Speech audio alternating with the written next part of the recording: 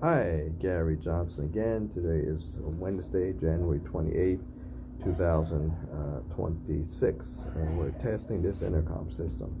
Okay, we know what delivery is. You have to have a PIN code. Okay, that works. That's a door entry. That's nothing to do with the intercom. That's door entry. Okay, here's a temp key. You have to have a temp key, right? Okay, that's self-explanatory. We got that. We're not going to mess with that for a minute. Let's do dial. Please enter the number and then press green call button.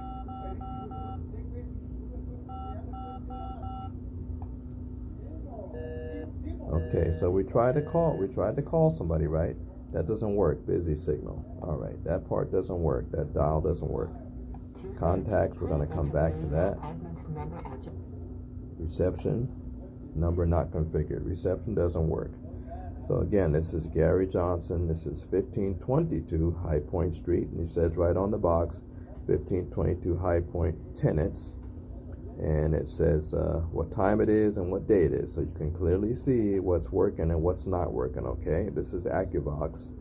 I'm going to back up a little bit. Well, you know the address. Okay, I don't have to do that, but that's the address. Okay, so now we're going to try the contacts. No, we'll try the PIN. Now the PIN. You see what it said? Let's hear it again. To enter the building, please enter your PIN code. Okay, so the PIN code is for if you need to enter the building, like if you're making deliveries. That is also not an intercom function, right? It's a PIN code. You have the code, you can enter. You don't have the code, you can't enter. It has nothing to do with the intercom. So the only button here that we can deduce that has to do with the intercom is saying contacts. So you don't see the name here at all. You see the apartment numbers, right? You see, let's see if we can see if there's apartment 1 is not here, because you see 2, 3, 4, 5, 6. Apartment 7 is not here. So apartment 1, apartment 7 are not here for some reason. I don't know why.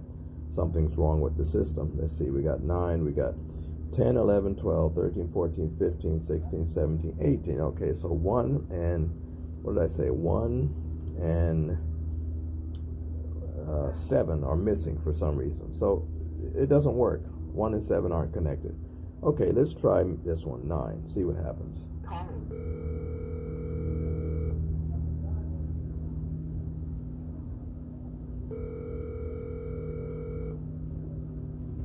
We're dialing number 9. Nothing's working. Nothing's dialing, nothing's happening. Okay. So we pretty much know it's not working. And that's important because Unit 9 has reported that it's not working. And it's not connected to anything. You see, it doesn't work. Okay, we're going to cut out of that one. Let's try number, I got to go back, I guess. Okay, number 1's not here. And number, what did I say? Number 1 and 7 aren't here.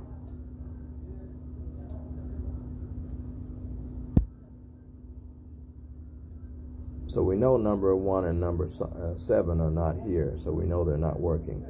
Okay, so let's go and try number 2. Busy signal. We don't know what a busy signal means. Is it connected? Not connected, but it's not happening. So I don't really need to go through all these. Just as long as you see that we got 3, we got 4 that don't work. The system doesn't work. There's the proof right there. It's not working, not connected to anything. We don't need to go through all the people's numbers. Let's try one more.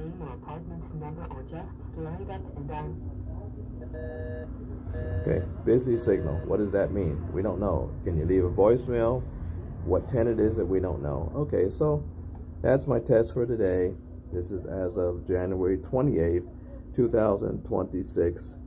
The city and the state housing and building codes require that the owners have this intercom system. This is an 18-unit building, 2 stories.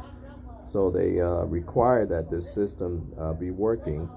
And they also require that the owner put a interface, also described as indoor monitor, into each unit. And obviously there's no indoor monitor because it's not picking up. You don't see anything, you don't hear anything picking up And I testify as a tenant that I don't have an indoor monitor, but the owner of each property is supposed to supply an interface or indoor monitor for each unit. That is what the building code is for the city of Los Angeles and also the state of California. Okay, Gary Johnson here, signing off. Have a good day.